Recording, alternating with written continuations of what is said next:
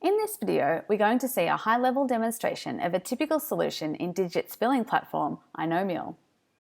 We're going to use the iNomeal billing user interface, but it's important to note that all of the features in the video can also be used via the iNomeal API or automated where relevant.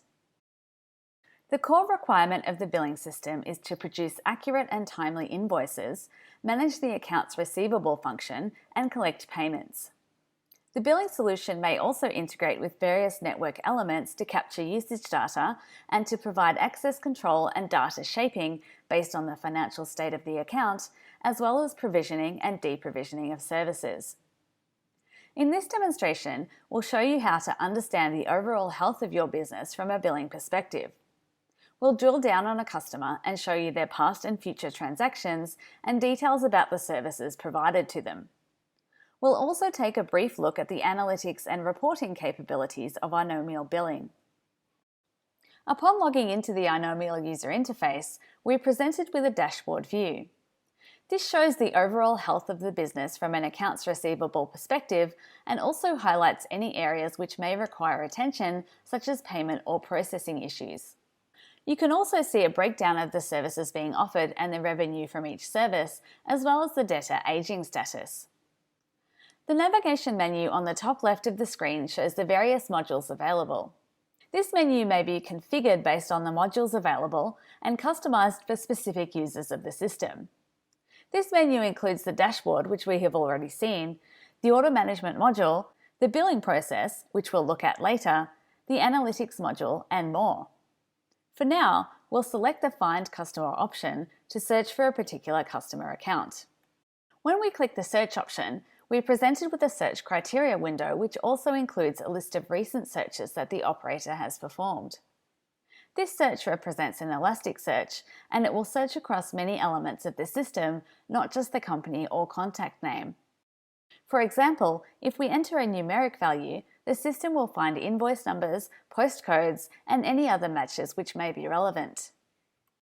As you can see, I've searched for Abaza, a fictitious contact person who works for Proto Communications, and the search engine has found one match. After clicking on the customer, who we identified via the search, we're presented with the account information screen. The account is the entity that gets billed for the services provided.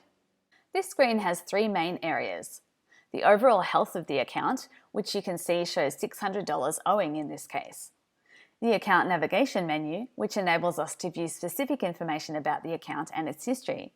It also enables us to perform single actions on the account, such as raising a manual invoice or updating the account details. And the details section, where information is displayed based on the menu item selected. One area of interest on this screen is the unallocated transactions list. This list contains any transactions which are not fully accounted for, including unpaid invoices or payments which we have not allocated to a specific reason. In this case, we can see an invoice for $1,100 where only $500 has been paid, leaving $600 outstanding. As you can see, by clicking on the transaction, it opens up the invoice and shows details including the invoice line items, the due date, and the total amount. The expanded menu on the left can be used to view additional information about the invoice, including any payments or credits which have been allocated, any dispatch events which have occurred, such as emailing the invoice to the client or even viewing the invoice on the screen, any help desk tickets associated with the invoice, details about the invoice transaction itself, and any commissions that are payable. You can also display or print a copy of the invoice. This is obviously only relevant for one-off or specific invoices, as it would be time-consuming to produce 50,000 invoices one by one in this manner.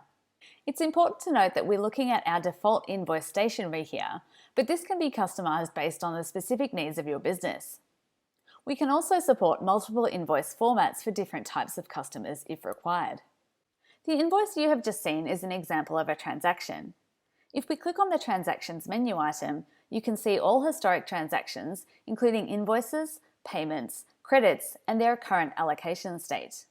In this case, we have a single invoice which has been partially paid. By clicking on the payment, you can see the details of the payment on the screen, as well as the expanded menu on the left. In addition to historical transactions, we're also able to view current or pending transactions. This includes draft transactions, which show an invoice which has been created but not yet approved and issued, and future invoices which are not yet due to be raised. We have just reviewed how financial transactions are managed within the system, and we'll now take a brief look at subscriptions, which represent the services we offer to the customer and how we account for them. By clicking on the Subscriptions menu item, you can see a list of services which the customer subscribes to or uses. This list may include a single basic connection as per this demo, or thousands of items, including multiple connections, direct in-dials, or VPNs. By clicking on the subscription, we can see information about the subscription, how it is charged, any associated contract information, and also the option to perform actions such as blocking or barring access. If the subscription includes usage allowances and usage is currently being managed, for example 100 gig per month, this will also be shown, including the current status. As you can see, the menu on the left has many options to show relevant information and perform various actions, and we have only explored a few of the key items. We also have the ability to perform broader transactions on the account, such as creating new subscriptions, receiving payments, or making adjustments. We've just seen how to review or generate transactions on a per account basis, but obviously this is not the manner in which a monthly billing run would occur for thousands of invoices. The screen displayed now shows the batch functions of the system.